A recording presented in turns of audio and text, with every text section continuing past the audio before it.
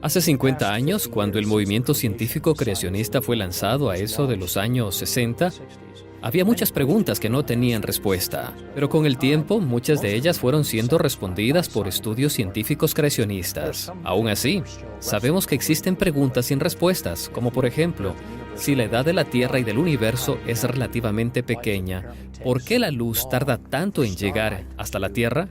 Existen diferentes investigaciones en búsqueda de esta respuesta. Somos conscientes que no tenemos todas las respuestas y sinceramente pienso que hay cosas en la Biblia que solo las entenderemos cuando lleguemos al cielo. En los últimos 50 años, muchas de las preguntas claves en el debate entre el creacionismo y el evolucionismo han sido respondidas.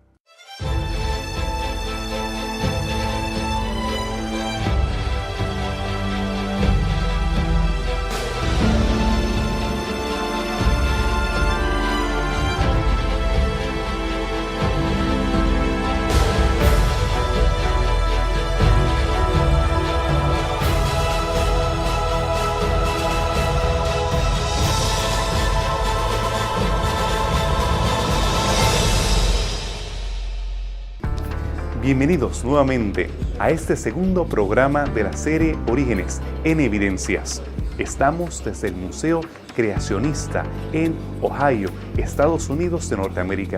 Aquí llegan cientos de personas diariamente a estudiar formas alternativas de ver los orígenes del universo y los orígenes de la Tierra. Pueden escuchar los visitantes, las diferentes exhibiciones, niños y adultos que están ávidamente leyendo cada una de las exhibiciones que aquí se están presentando.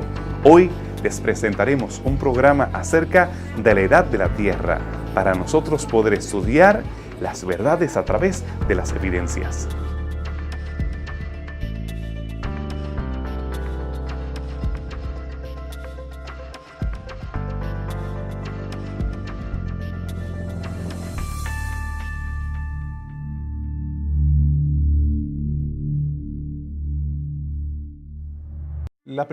Los primeros intentos que se hicieron para fechar la Tierra, pudiéramos datarlo allá a la época de Lord Kelvin, en donde él es un físico, ¿verdad? Fue un físico que desarrolló una escala de temperatura. Conocemos los grados Kelvin. Y Kelvin miró la temperatura del planeta y trató de mirar la corteza terrestre mirando gradientes de temperatura a lo largo del núcleo de la Tierra. Bueno, obviamente no puedes llegar al núcleo, pero profundidades de la Tierra, ¿no? Y viendo cómo era ese gradiente de temperatura. Porque como parte de la teoría del Big Bang, pues la Tierra comenzó a enfriarse y los planetas comenzaron a enfriarse. Y entonces mirando ese gradiente de temperatura, él podía tratar de extrapolar cuánto tiempo llevaba el planeta. Creo que él dio unos 100 millones de años por allá. Diciendo, bueno, la Tierra lleva como 100 millones de años.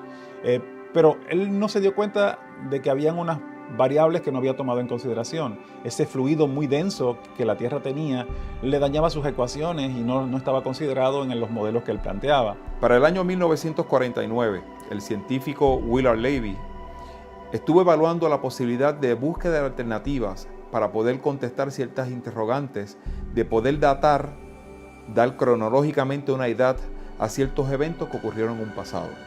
Ellos tienen que buscar alguna forma cómo poder explicar y enlazar ciertos eventos de forma cronológica para poder justificar la teoría del naturalismo y poder derrocar la teoría de la creación. Durante sus hallazgos, sus experimentos, su búsqueda de información, él pudo encontrar básicamente 3 metodologías básicas que ayudaron a desarrollar la cronología de los eventos y la edad de las rocas. Los científicos continuaron refinando los métodos que utilizaban para poder datar la Tierra. ¿Cuáles fueron algunos de esos métodos? ¿A qué conclusiones llegaron? ¿Cómo ellos pudieron seguir afinando la forma precisa en que databan la Tierra? Surgieron varios métodos desarrollados por los científicos de esa época para poder medir, buscar ese espacio, ese gap que había, ese interfase que había entre varios eventos geológicos y varias edades cronológicas que no tienen explicación, para ellos poderle darle forma y valor a la teoría del naturismo. ¿Qué resulta? Ellos desarrollan este método de radiación carbono 14. Este método de radiación carbono 14 es sencillamente, tenemos CO2 en el espacio, en el aire, lo que respiramos día a día tú y yo. cuando es atacado literalmente por la radiación, el carbono 14 tiende a descomponerse, a inestabilizarse, bajándose a un nivel de nitrógeno. Una vez se estabiliza ese nitrógeno, comienza a aflorar una serie de partículas las cuales se adhieren a los diferentes elementos, roca, madera, cualquier cosa que usted quiera medir la edad cronológica. Una vez se estabiliza todo esto, esta aflorado de partículas, entonces podemos medir a través del método de carbono 14 la edad cronológica de cualquier ser, de cualquier partícula, de una roca, de un pedazo de madera, de cualquier objeto que esté impregnado con esas partículas que surgieron de la descomposición del nitrógeno. Básicamente surgieron dos métodos adicionales, que es el potasio de argón y el plomo de uranio. Estos dos métodos básicamente lo que hacen es medir, datar cronológicamente la edad de varios elementos, madera, vida orgánica, hueso, cualquier objeto que se encuentre en la corteza de la Tierra, inclusive las rocas. Son métodos básicamente iguales, lo que hace es medir la descomposición del elemento principal durante la inestabilidad, depositando unas partículas sobre la madera o el objeto que usted quiera cronometrar, y automáticamente usted puede leer la edad cronológica de estos elementos. Por otro lado, la objetividad que se le adjudicaba a estos métodos no siempre era tan pristina como se pretendía. ¿Cuáles fueron algunos de los problemas que tuvieron algunos de estos métodos? ¿Qué implicaciones tenían sobre las investigaciones y las conclusiones que así tenían? Muchas personas, cuando oyen al respecto de la edad de la Tierra, lo asocian a lo que llamamos de métodos de datación. Existen varios métodos de datación, como por ejemplo el método de potasio. Todos son considerados científicos y tienen el fin de determinar la edad de las cosas. Existen centenas y centenas de procesos por los cuales esto es llevado a cabo y que tienen obviamente el fin de determinar la fecha o la edad de lo que se está observando. Ahora, al finalizar estos procesos vemos que menos del 10% de ellos revelan que la Tierra tiene una edad mayor a 1.000 millones de años. O sea, que 90% fechan a la Tierra con menos de 1.000 millones de años. Solamente una pequeña parte de ellos fechan nuestro planeta como en 4.5, 4.6, 4.8 mil millones de años, lo que no comprueba que realmente sea la edad de la Tierra. Lo que estos estudios hacen es agarrar un proceso que sirve para medir en el presente, como el fechado radiométrico de isótopos, y con esto empiezan a suponer cómo las cosas sucedieron en el pasado. Ahora, si usamos estos procesos solo para el presente, eso sí sería ciencia de verdad, pero nunca tomar estos métodos y empezar a hacer suposiciones sobre el pasado, pues estaríamos caminando hacia afuera de lo que es la verdadera ciencia. Bueno, hay una serie de cosas que se asumen. Se asume que la composición es la misma, que los eventos que dan origen al decaimiento de la materia es la misma. Tienes que partir de unos asumidos. Y una de las cosas que a mí más me llama la atención es el hecho de que estamos haciendo lo que se conoce como en ciencia como extrapolando. O sea, tenemos unos puntitos en la gráfica y con estos puntitos en la gráfica tratamos de buscar hacia dónde se dirige el tiempo, ¿no? Interpolar es tomar los puntos en la gráfica y mirar, predecir un punto interno dentro de esa gráfica, pero ya tienes los márgenes. Cuando se extrapola, se sale de la gráfica mirando hacia una inclinación por una pendiente. Estamos hablando de millones de años, miles de millones de años. Por ejemplo, en Hawái, en una ocasión se levantó una muestra de roca. Fue sometida a lo que se conoce el método de potasio de argón. Hablamos ahorita sobre este método. Y luego que terminamos el análisis completo del potasio de argón sobre una roca, una muestra de roca volcánica, encontramos que ella aproximadamente tenía una edad cronológica de 160 a 3.000 millones de años.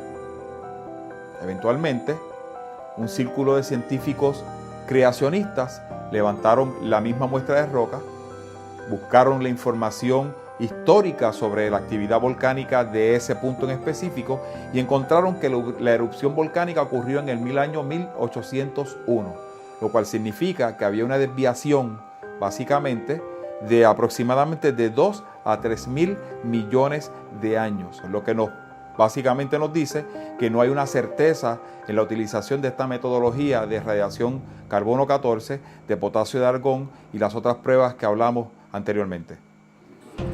De esta manera concluimos la primera parte de este programa acerca de los estudios sobre la edad de la Tierra. Desde aquí, desde el Museo de Cincinnati, en Ohio, donde hemos podido ver estas diferentes exhibiciones relacionadas al origen de la Tierra, origen del universo y en este caso acerca de la edad de la misma. Le invitamos a regresar después de esta pausa para escuchar cómo nosotros podemos comparar y contrastar la ciencia naturalista con la ciencia creacionista. ¿Qué relación tiene este libro antiguo de la Biblia que habla acerca de los orígenes y habla acerca también de la edad de la Tierra con lo que los científicos han descubierto hoy? Les invitamos a permanecer con nosotros después de esta pausa.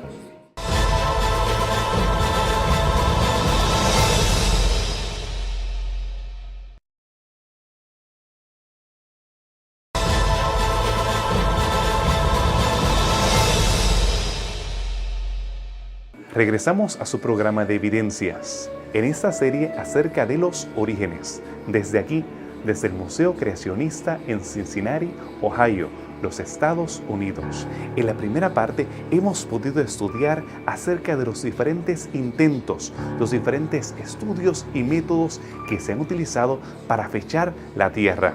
El fechado radiométrico ha llegado a ser un pilar para muchas de las teorías y modelos que conocemos hoy. ¿Qué importancia tiene el mismo? ¿Qué implicaciones tiene su veracidad o su falsedad? ¿Cómo nosotros podemos ver en los diferentes estudios las presuposiciones que se hacen en base a los estudios radiométricos? Veamos las respuestas a estas preguntas.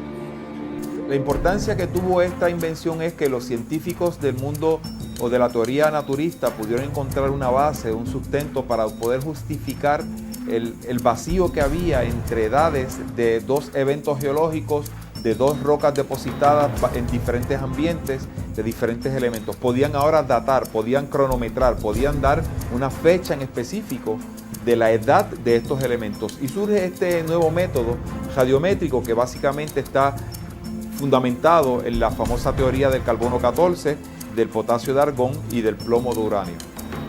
El fenómeno de la radioactividad trajo una aportación muy valiosa en esta área. Básicamente estamos hablando de los trabajos iniciales que hicieron Pierre Curie, Madame Curie, de hecho murió de cáncer por estar expuesto a la radiación. Y estos trabajos nos hablan acerca de que existe materia que pasa de un átomo a otro, o sea, de un elemento pasa a otro elemento, emitiendo en el proceso radiación. Esa radiación es lo que nosotros conocemos como radioactividad. Esos estudios nos trajeron evidencia en cuanto a que existe una manera de un tiempo, una media vida, que es lo que se conoce en este tipo de nomenclatura, ¿no? En donde un átomo pasa a otro, decae y hay una curva que define cómo va decayendo, como dependiendo de la composición que tú encuentres en el material, en la roca, en el espécimen. Digamos, si es un material vivo, entonces se utiliza el carbono 14. Si estamos hablando de rocas, pues ya son otros minerales, se usa el uranio, el plomo, etc. Y uno ve cómo esta materia va decayendo y dice, bueno, si tienes tanta composición de este elemento, pues entonces quiere decir que lleva tanto tiempo decayendo. Si lleva tanto tiempo decayendo, se puede tratar de extrapolar hacia cuánto tiempo comenzó. Y por eso es que tratan de fechar la edad de la Tierra de esa manera. Le voy a dar el ejemplo de una vela. Cuando usted enciende una vela, la vela se va consumiendo con el tiempo hasta que se termina. Supongamos que la vela dure 24 horas, al cabo de 12 horas está a mitad. Y así va hasta que termina. Lo mismo ocurre con estos radioisótopos porque son inestables. Se decaen, se degradan en otros isótopos. Y a través del tiempo va bajando la concentración hasta que desaparecen. Tienen lo que llaman una media vida. La media vida, cada vez que pasa media vida, usted tiene la mitad de lo que tenía originalmente. Y hay radioisótopos que pueden medir que la media vida son miles de años, otros son minutos. Los que se utilizan para fechar la Tierra son los que tienen miles de años y que a través del tiempo podemos medir exactamente cuánto queda de ese radioisótopo hasta que haya transcurrido el periodo donde ya no existe ese radioisótopo. Pero básicamente estamos partiendo de que todos los elementos que hoy día tenemos se están comportando de la misma manera Estamos partiendo de la teoría de que las abundancias relativas están en un sistema cerrado donde no ha habido ningún tipo de cambio. Omite cataclismos y cosas como esa, ¿no? O sea que pudieran haber muchos otros elementos dándose variables a través de los miles y millones de años que supuestamente esto ha ocurrido, que nosotros no tenemos el conocimiento ni podemos nosotros trazar a ciencia cierta. La mayoría de las personas aceptan que el fechado científico comprueba que la Tierra tiene millones o 1.000 millones de años. Pero lo que yo le diría a esas personas es que al aceptar estos datos están aceptando simplemente suposiciones. Para que el fechado radiométrico sea científicamente aceptable, por ejemplo, tenemos los radioisótopos de carbono que podemos mensurarlos hoy y tener resultados precisos. Pero cuando intentamos descubrir lo que sucedió en el pasado, no tenemos cómo mensurarlos correctamente. Sí o sí tenemos que hacer suposiciones. Tenemos que asumir que el elemento en estudio nunca sufrió ningún tipo de contaminación. Tenemos que asumir que en el origen del planeta Tierra este elemento nunca sufrió alteración o mutación. Y tenemos hoy en día varios ejemplos de materiales que, al ser analizados, su edad histórica difiere de los resultados radiométricos. Y es por eso que muchos se cuestionan si estos son los métodos más precisos para determinar la edad de la Tierra. Los resultados de esos estudios radiométricos se han utilizado de diferentes formas. En el caso del carbono 14 se ha implicado millones y millones de años. Sin embargo, los estudios demuestran que eso no es posible. Sin embargo, al estudiar algunos elementos, sí podemos ver que hay piedras que son viejas, extremadamente viejas.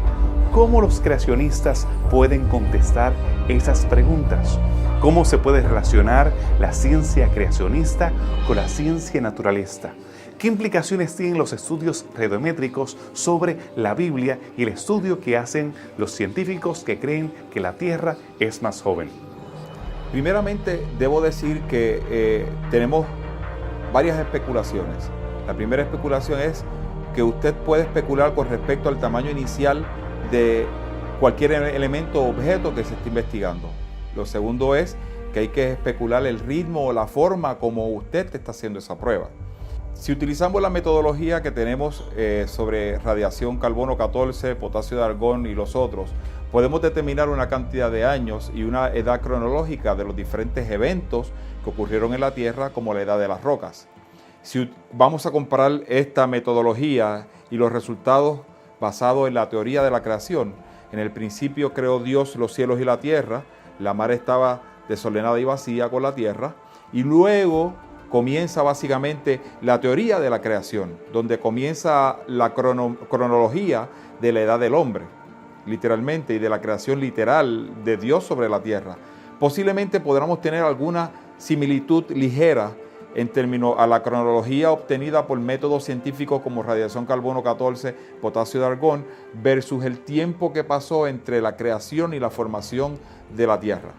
La edad de la Tierra, la Biblia no necesariamente está hablando de cuándo fue que se originó la Tierra. La vida en el planeta Tierra, de acuerdo con los teólogos y las personas que han estudiado mucho la Biblia, los eruditos en estos campos, datan la Tierra alrededor de 6.000 años en términos de cuándo fue que surgió la vida en el planeta. El carbono 14 es uno de los elementos que se utiliza, de los isótopos que se utiliza para determinar la edad de los organismos vivos. Los organismos estamos compuestos, básicamente tenemos mucha cantidad de carbono en el sistema y también se utiliza datación radiométrica en este sentido. Y ahí pues ha habido también una serie de errores y una serie de incongruencias, ¿no? Pero básicamente no estamos negando o estamos diciendo de que la Tierra pudo haber llevado una cantidad de años superior a lo que la vida, el tiempo que la vida se originó en ella, ¿no? Pudiéramos estar pensando que la Tierra en ese principio, cuando creó Dios los cielos y la Tierra, pudo haber pasado un tiempo considerable cuando entonces se le dio forma, porque la Tierra dice que estaba desordenada, sin forma, vacía, que lo que había una gran cantidad de agua en la Tierra y entonces comienza el proceso de creación donde se separan las aguas de la Tierra, etcétera, y da comienzo y da origen a la vida. Así que podemos establecer una correlación, una armonía entre los estudios de cómo se creó la Tierra de acuerdo con el punto de vista creacionista y cómo surge la Tierra desde el punto de vista de la ciencia natural. cuando la Biblia describe la creación, habla de una creación madura. Adán era un hombre maduro, no lo presenta como un embrión en desarrollo. Cuando hablamos acerca de los árboles en el Edén, que se describe en Génesis 1, eran árboles maduros, grandes, adultos. Y cuando se habla acerca de rocas, posiblemente está hablando de rocas maduras. Por esa razón no es de sorprendernos de que haya evidencia de rocas antiguas, de rocas que químicamente hablando puedan ser datadas como de millones o millones de años su origen. Hay diferentes formas de explicar la antigüedad de las mismas. Algunas personas creen que entre Génesis 1.1 y Génesis 1.2 hay un espacio, hay una brecha. Dios creando los cielos y la tierra, el universo en general, y después de forma específica desciende a la tierra para entonces organizar y crear el tercer planeta del sistema solar. Cualquiera sea la posición, ya sea de que Dios lo creó en antaño, en un distante origen de millones y millones de años, o sea que Dios de forma inmediata en estos 7 días creó una creación madura, piedras viejas, árboles grandes, sólidos, un hombre maduro. Ninguna de esas conclusiones contradice el relato bíblico. Al contrario, son consistentes con el relato que Moisés narró acerca del origen de la vida y del origen de la tierra. Lo cierto es que no tenemos que contrastar los estudios de la ciencia naturalista con la ciencia creacionista. Al hablar acerca de la edad de la tierra, vemos que pueden converger ambos relatos. El discurso naturalista que nos habla acerca de piedras antiguas, de elementos de millones de años, no está en conflicto con el relato de Génesis 1 y Génesis 2, que nos hablan de una creación madura. Es interesante poder estudiarlos en el contexto de este museo dedicado a la creación. Según como hemos visitado muchos museos en los cuales se presenta la evolución, se presenta el origen de la vida, se presenta de la edad de la tierra desde un ángulo naturalista, aquí lo hemos visto desde el punto de vista creacionista, aquí en Ohio, Estados Unidos de Norteamérica. Nosotros podemos reconocer en la Biblia una fuente de información válida, como lo hemos visto en el caso de estudiar la antigüedad de la tierra. Por lo tanto, le invitamos a que nos escriban para poder dialogar a través del correo electrónico o a través de nuestro blog. También le invitamos a que continúe en el próximo programa de Evidencias, donde estaremos estudiando ese polémico tema acerca del origen de la vida. Hasta la próxima en su programa Evidencias.